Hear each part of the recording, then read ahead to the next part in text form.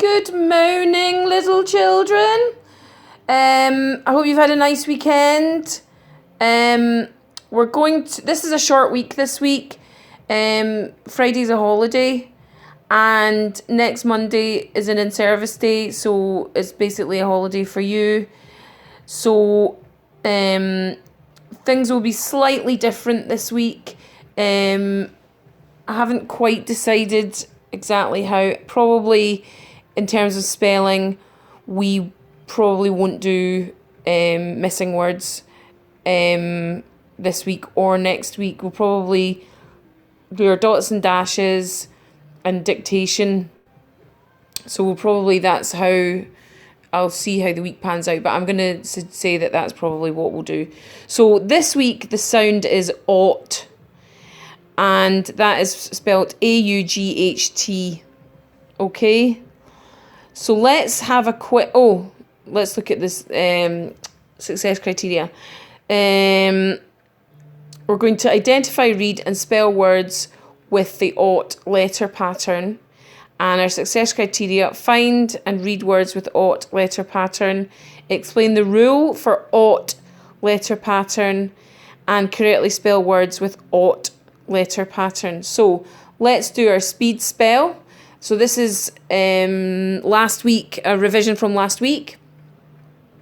Number 1, cringe. I felt myself cringe at the terrible situation.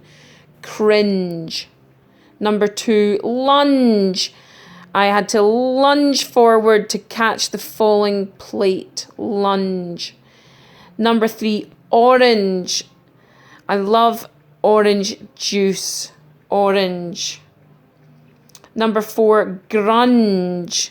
The sound of that grunge music is lovely. I don't know if lovely is the right word to describe grunge, but I was a bit of a grunge fan back in the day. Number 5, arrange. I had to arrange these books in order. Arrange. And number 6, syringe. The vet used a syringe to give the cat medicine. Syringe. Okay, check your answers and let's move on. Now, I've said aught, AUGHT, but sometimes it's actually pronounced aft. It's not often pronounced aft, but it is sometimes. It's usually pronounced aught, sometimes aft. So here's a selection. Most of these, as I said, are aught. We've got caught, slaughter, naughty, and then the different one, laughter. Now, don't ask me why. I don't know why it's spelled like that. I don't know why there's 2 different pronunciations. I don't know. I just don't know. Okay. Let's look at these. So DR with aught, with AUGHT isn't draught. It's actually draft.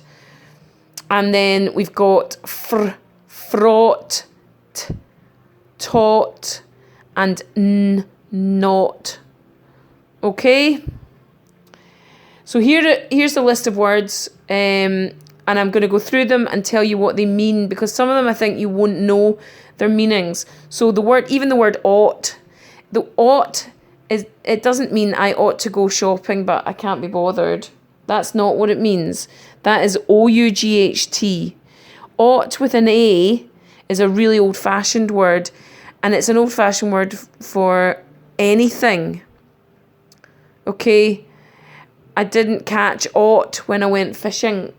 As I say, it's quite an old-fashioned word. And if we look down, well, we'll come to it in a minute. Caught, that is the past tense of catch.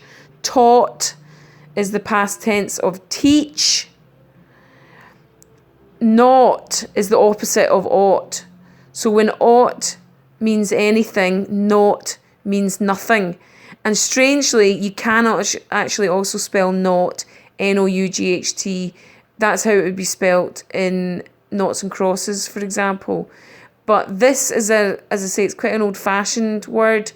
and it means the opposite of aught. So anything and nothing. It doesn't mean not as in zero. The way that would be nought.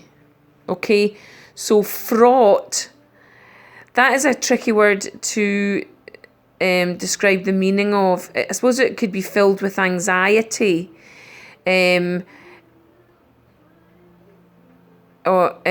sort of filled with an anxious feeling. So you could say the house was fraught with anger or distress or something like that. It's used in a very specific way. Haughty is a bit like being proud in a bad way, arrogant. So usually we talk about somebody giving a haughty look to somebody they don't like. So if somebody's just done something horrible to you, you might give them a haughty look. And then naughty, I think that's a word that probably you know the meaning of. Probably at least once in your life, you've been a little bit naughty. Okay, the next one, distraught. That means extremely upset. It's not just upset, it's extremely upset. So you would be distraught, for example, if you lost your pet or your pet died. I remember when my cat died a few years back, I was distraught. I was really upset. Onslaught. Now, onslaught, if you look, actually ends with the beginning of slaughter. So onslaught means something's coming at you all the time, very fast. So you know, if you're some computer games, as you go through levels and they get harder, at some point maybe there's objects. I mean, I don't know what computer games you play. Okay, I'm going to be honest. They're probably very different to the ones when I was young, where everything was about Space Invaders, and I'm really thinking of Space Invaders type games where there would be an onslaught of space creatures coming at you. Daughter, obviously that is a female child.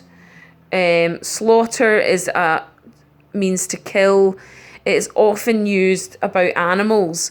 In actual fact, where if you're going to have a beef burger or whatever, the cow would be taken to a place called a slaughterhouse. It's not really the idea of a house is nice, but a slaughterhouse is not a nice place. So slaughter means to kill, and actually it's illegal.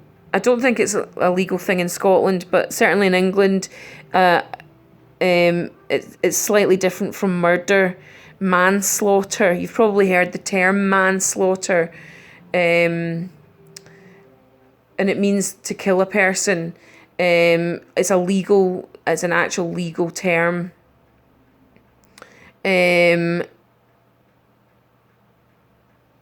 And draft, so there the last two have got an A sound. Draft means if there's a wind. Yeah, actually, I'll be honest, I just looked it up. It actually has a lot of different meanings. So for example, it can mean a breeze. So if a house, you can say that a house is drafty if the windows are open.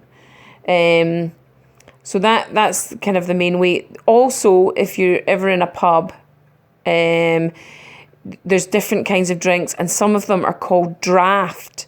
And what that means is, so for example, say you were to get a Coke and you were offered, do you want it from a can or do you want it on draft?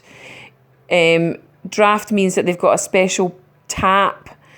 You might have seen it where they push a button and the drink comes out of this nozzle, and there are several drinks all come out of the same nozzle. Well, that's draft, or you could get a bottle or a can.